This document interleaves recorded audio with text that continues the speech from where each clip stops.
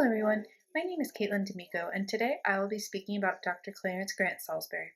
Dr. Salsbury was a Presbyterian doctor who founded the first medical institute to train Native American women to be nurses. This lecture will cover his biographical information, his legacy, and some resources that I used to compile this presentation. After this presentation, I'll discuss some issues regarding Dr. Salsbury and his materials, which are held at the Arizona State Archives. To start, I'll provide a brief overview of Dr. Clarence Grant Salsbury's life. He was born on May 25, 1886 in Ontario, Canada, which is where he spent most of his youth before college. After arriving in the United States to study medicine, he met Cora Burroughs, whom he eventually married in 1910.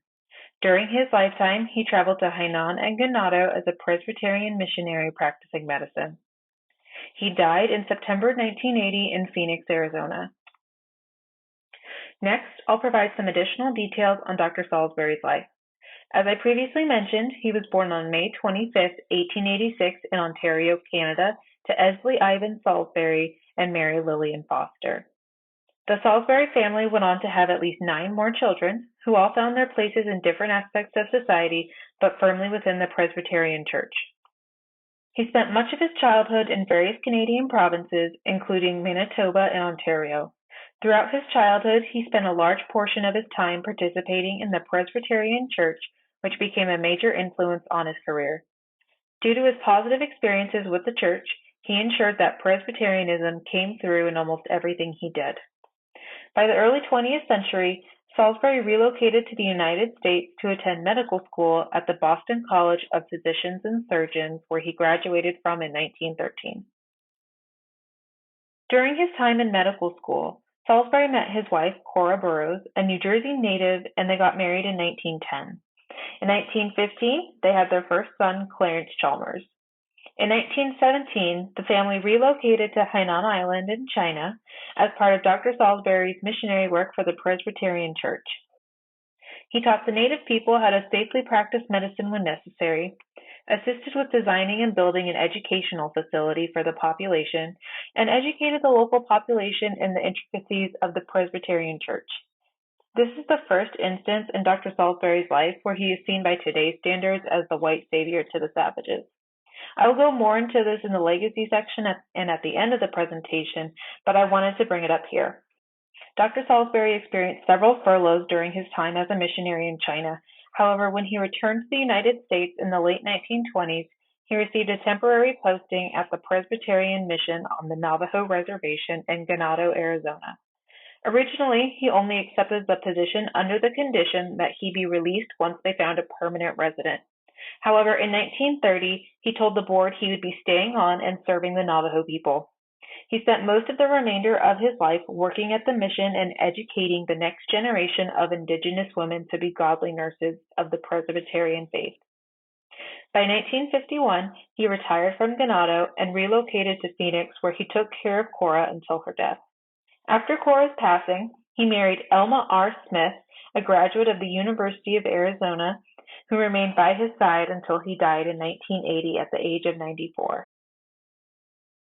Now that I've discussed Dr. Salsbury's background, I will move on to his medical work and legacy. As I previously mentioned, he performed medical work as a Presbyterian missionary from 1917 until 1929 in China. After he returned from China and decided to stay in Ganado, he created the Sage Memorial Hospital School for Nursing. This was the first institution of its kind, as its mission was to educate the indigenous women of the Navajo Reservation and create the next generation of godly nurses. It was no simple task for him to establish the hospital, as the Navajo were extremely hesitant to incorporate Western medicine into their culture. However, Dr. Salsbury took a different approach to helping the population, as he did not forcibly eliminate their practices and religion.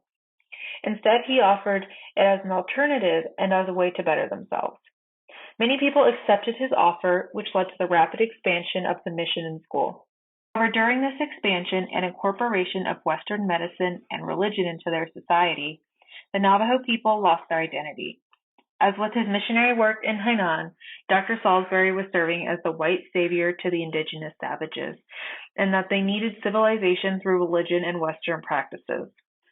Looking through his personal papers and photographs at the Arizona State Archives, It is clear that as Ganado and Sage Memorial became larger, more indigenous people left their culture behind as they started decorating Christmas trees, celebrating Thanksgiving, and incorporating Western standards of beauty into their everyday lives.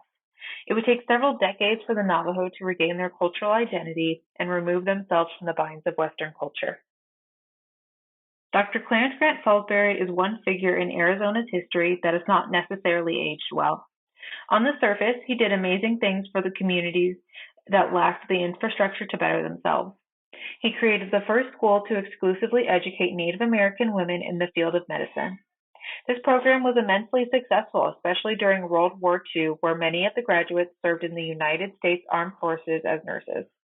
His actions at Ganado helped the Navajo community develop the much-needed infrastructure to be self-sufficient. This led to Sage Memorial Hospital being the first Native-managed private healthcare system in the United States.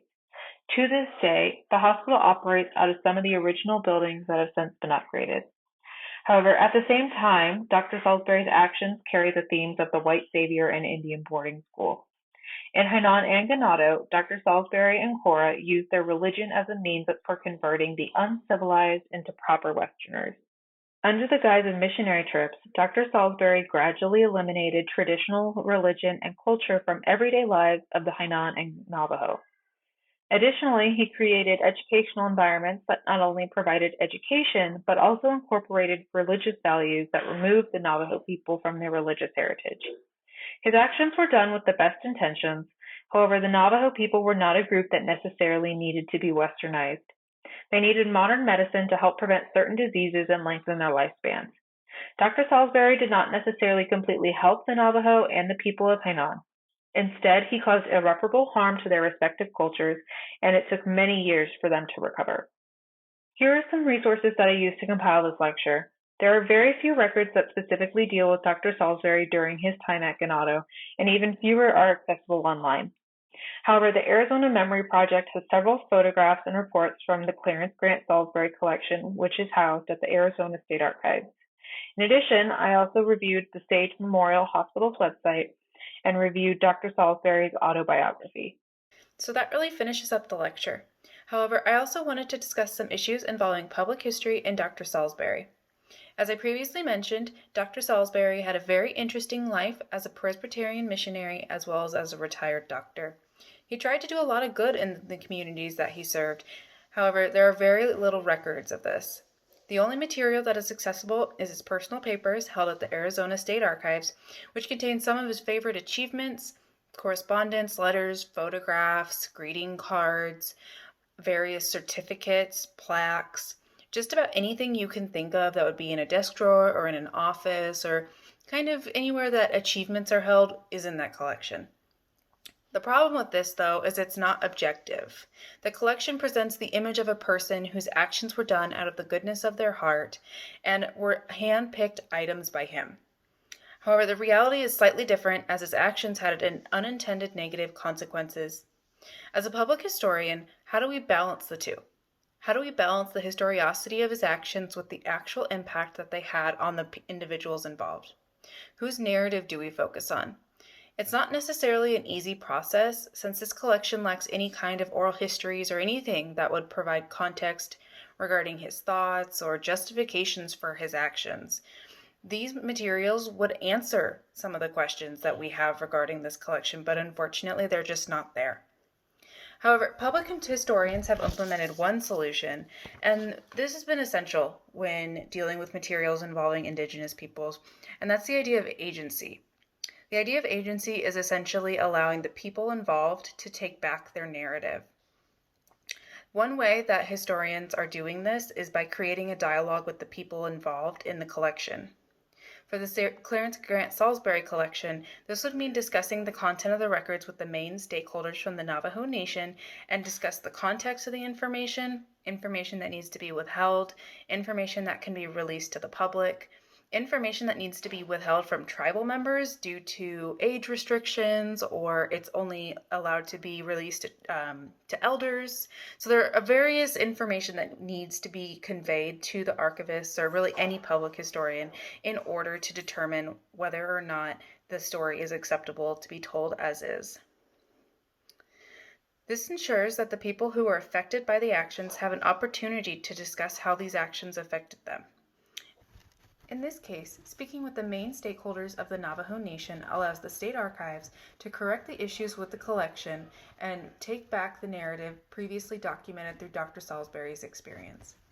It is important to note that we cannot let this solution overtake the entire collection. As a public historian, it is our responsibility to ensure that both perspectives are considered in a collection, even if they are not immediately present. We are at the point in time where public historians are having to conduct reparative work to rebuild relations with marginalized cultures so they are represented in the historical record appropriately. Without our efforts, we will lose the history of these cultures, which means those outside of academia will have very limited exposure to them. This ultimately leads to inequities in access to historical concepts. As a public historian, it is our job to ensure these stories are presented so that students, historians, teachers, and even descendants of Sage Memorial can learn and understand their history. Thank you for your time, and I hope you enjoyed this presentation.